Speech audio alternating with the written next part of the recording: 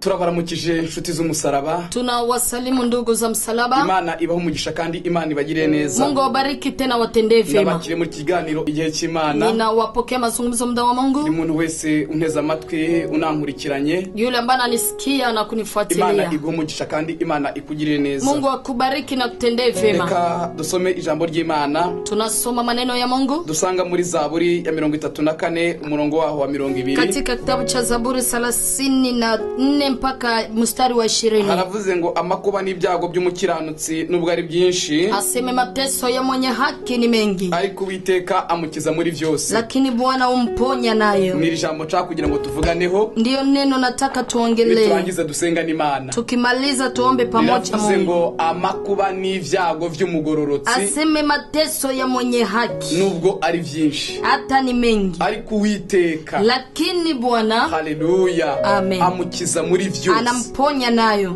Ndashaka kugira ngo nsobanure gatoya kuri aya majambo. Nataka nitafsiri kidogo kwa aya maneno. Na majambo abiri kandi mabi. Ni maneno mawili tena mabaya. Amakuba n'ibyago. Aseme mateso. Biblia Kirundi iyita amarushwa. Inasema aseme ni mangaiko ama mateso. Amakuba nigiye umuntu abari mu tubazo dutoya. Aseme matatizo ni wakati mtu iko katika shida ndogo ndogo. Chagiye umuntu abarimo ararondera kazi bikanga. Wakati mtu anatafuta kazi binakata. Umuntu abarimo ararwaragurika. Wakati unaugua arwaza, unauguza, agerageza hirya no hino bikanga. Unajaribu huku na huku binakata. Santambara umuntu abarimo. Ile vita mtu yumo ndani. Ibyo nibyo twita amakuba. Iyo ndio tunaita matatizo. Noneho rero hakabaho n'ikindi kitwa ivyago. Aseme ingine wanasema kwamba ni matatizo ama mateso. Ivyago ni ikintu kigera ku muntu giturumbuka. Mateso inakuja kwa mtu ghafla. Atari yiteze. Hakujiandaa. Atari yateguye. Hakujiandaa. Kikamugeraho adafite uko ari buze kugikemura. Inakufikia haujui gisi utafanya. Kikamugeraho atari bonde ubuhungiro. Inamfikiria hata msaada ana. Hari gihe umuntu ahura n'ikibazo akabura ubuhungiro neza. Unaweza kutana na shida mpaka unakosa makimbilio. Agategereza gupfa. Mpaka anafika muda wa kufa. Ndagira ngo rero mvugane n'umuntu urahanga ko hari ikimana ikuvuze. Nataka niongee na mtu yuko hapa kwamba kuna kitu Mungu anaongea. Jambo Imana avuga ngo amakuba n'ibyago. Aseme matatizo na shida. By'umugororotsi nubwo ari byinshi. Aseme hata ya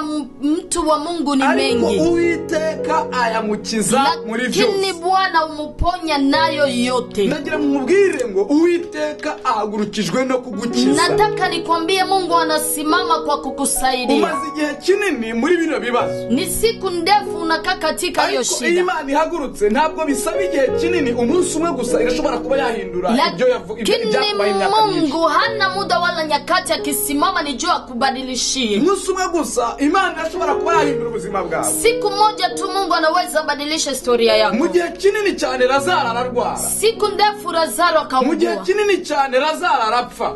Siku ndefu Lazaro akafa. Umunsi umwe gusa Yesu aramuzura. Siku moja Kristo akamfufua. Umunsi umwe gusa Yesu yahindura ubuzima bwawe. Siku moja Kristo anaweza kubadilisha maisha yako. No kugukiza. Anasimama na kukusaidia. Sinzi niba uri mu marushwa. Sijui mateso umo ndani. Cyangwa se uri mu vyago. Ama shida umo ndani. Ndagira mubwire ngo iki ni igihe cy'Imana ku buzima bwawe. Nataka nikwambie huyu ni muda wa Mungu kwa maisha yako. Igukize. Ili akusaidie. Ahari ufite ikibazo gishobora kuba cyananiranye mu miryango yawe. Inawezekana shida yako imeshindikana hata kwenye familia. Barimo baricuraga ko inama bakabona nta kuntu vyagenda. Wamefanya baraza hadi imeshindikana. Ariko ndagira mubwire ngo Imana ihagurukijwe no kugukiza. Lakini nakuletea habari Mungu anasimama na kukusaidia. Nabonaga wabuzinzira. Nimeona umekosa njia. Nabonaga wabuze ukuri mu bigenda. Umekosa gisi utafanya. Nabonaga wabuze aho uri bunyure. Umekosa hata mali utapita. Ndimo ndagusengera Imana irambwira ngo ihagurukijwe no kugukiza. Wakati nilikombea Mungu akanambia anasimama kukusaidia. Nanezere ko bitagenze nkuko Satani yabishaka. Nashukuru maana haikufanyika gisi shetani amepanga. Bitagenze nkuko abarozi babishaka. Nimefurahi maana shetani gisi amepanga ikwende. Utabazi bw'Imana bukugeze. Ninafurahi maana msaada wa Mungu umefikia. Imana yo mu gihugu cyo mwijuru. Kweli ya Mungu wa mbinguni. Yakunumyeho. Amenituma kwako. Ubonaga bitashoboka.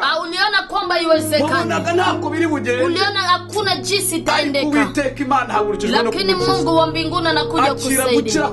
Pokea uponyaji wa Mungu. Imana ni ibitanze. Mungu ndiye anayatoa. Imana ari ibikoze. Maana Mungu ndiye anayafanya. Ndumva nta mbaraga nimwe ziri butuma udakira. Ninasikia kuna uwezo unaweza zidia. wanyuzemo ntagatuma udakira. Historia yako yisababisha usipone. Intege nke wari urimo ntabwo ziri butuma udakira. Udhaifu isababisha usipone. Kuko Imana ihagurukijwe no maana Mungu amesimama kukusaidia. Tunaenda kuombea. Ndambika ikiganza ahantu urwaye. Weka mkono wako mahali ambapo ni mgonjwa. Nitumara kugusengera. Baada ya kuombea, ukora icyo utabashaga gukora. Fanya kazi ambayo hukuna uwezo. Imana hari ikigukoreye. Tena Mungu kuna kitu anakutendea.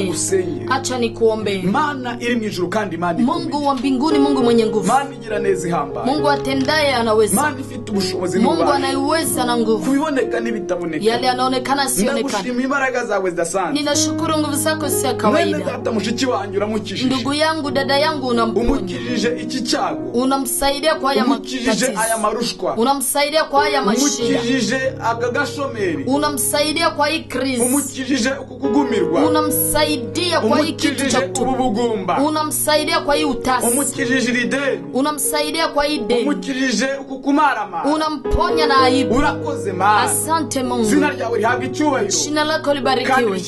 Tena liwekwe juu. Ni mizina rya Yesu. Kwa jina la Yesu. Amina. Amen. Nimero zanjye za telefone ngizo. Namba zangu ni hizo. Urashobora kunyandikira kuri WhatsApp. Unaweza niandikia kwa WhatsApp. Tukavugana cyangwa ukampamagara. Tukaongea ama ukaniita. Ubuzima bwawe bwamaze guhinduka. Maisha yako yamebadilika. Iyi video irungikira abantu bose ufite kuri WhatsApp. Iyi video tumia watu wote uko nao kwa WhatsApp. Uramufashije ivuga butumwa. Utanisaidia hata kwa magrupe. Weke hata kwa group. No ku ma status yawe. Hata kwenye status. Imana iraguha umugisha. Mungu atakubariki. Shalom, shalom. Shalom, shalom.